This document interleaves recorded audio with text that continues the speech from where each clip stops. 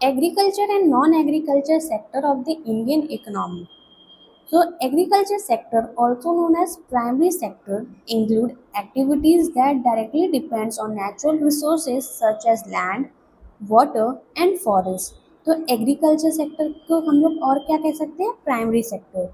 इसमें क्या क्या एक्टिविटीज इन्वॉल्व होते हैं जो कि डायरेक्टली डिपेंड्स करता है नेचुरल रिसोर्सेज पे, जैसे कि लैंड हो गया, वाटर हो गया and the forest.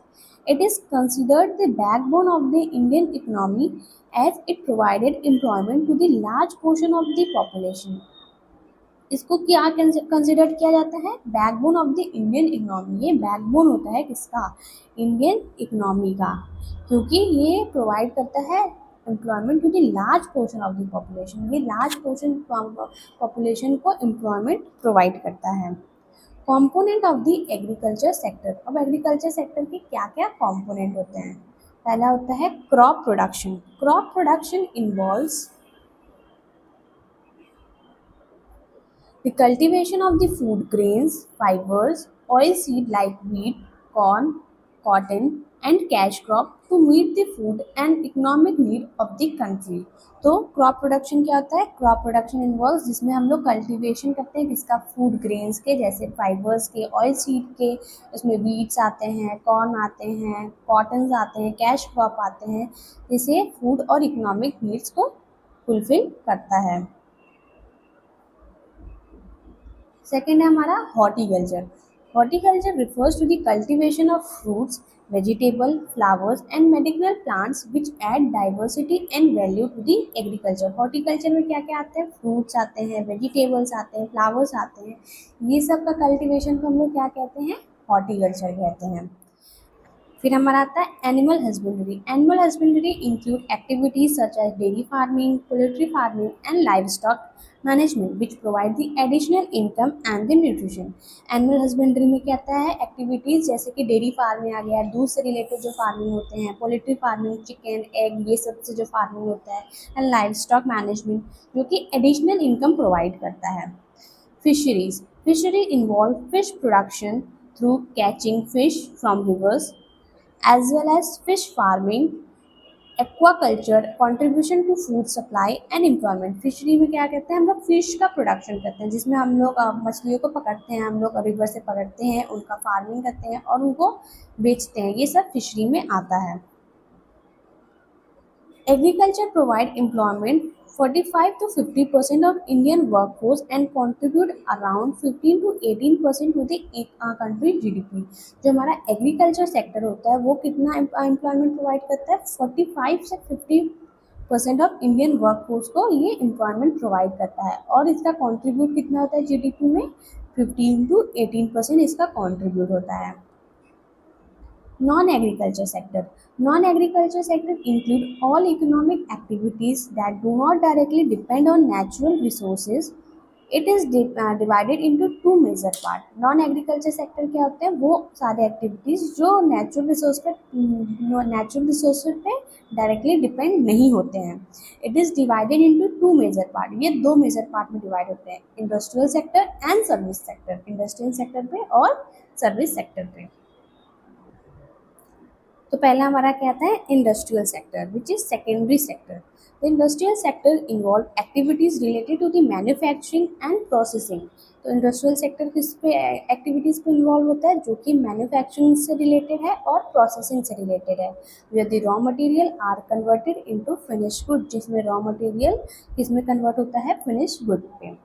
The component of the industrial sector. अब कंपोनेंट क्या क्या है इंडस्ट्रियल सेक्टर के. First is manufacturing. Manufacturing include the production of goods such as textile, automobiles, steels and electronic product. तो मैन्युफैक्चरिंग कौन कौन में क्या क्या आता है, प्रोडक्शन ऑफ गुड्स, उसमें गुड्स के प्रोडक्शन जैसे कि टेक्सटाइल हो गया, ऑटोमोबाइल्स हो गई, स्टील्स हो गए एंड इलेक्ट्रॉनिक प्रोडक्ट की मैन्युफैक्चरिंग में आते हैं. Second is mining and quarrying. Mining and quarrying involves in the extraction of minerals and coal, petroleum and other natural resources from the earth.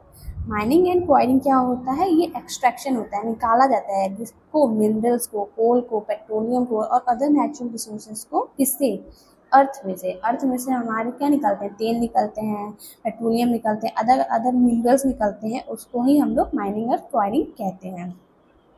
Construction.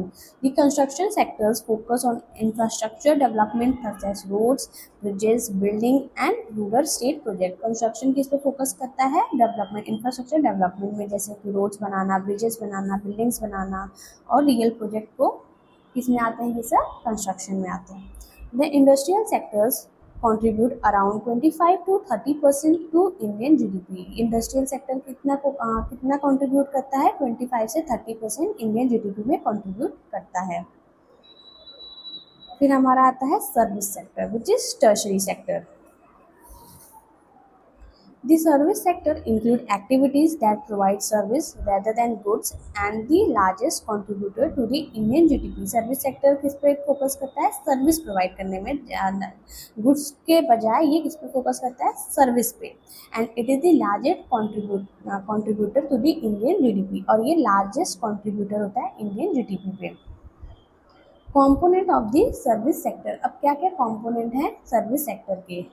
Banking and finance. These include banking institutions, stock market, insurance service that support the economic activity. ये किस पे focus करता है, banking institution पे, stock market पे, insurance पे, जो कि सपोर्ट करता है किसको, इकोनॉमिक एक्टिविटीज़ को। सेकेंड है हमारा infrastructure technology and telecommunication. This sector include software developments, IT enable services and communication network. ये किस पे फोकस करता है, सॉफ्टवेयर डेवलपमेंट में, आईटी पे, इनेबल द सर्विस एंड जितने भी कम्युनिकेशन नेटवर्क्स होते हैं वो इस पे फोकस करता है।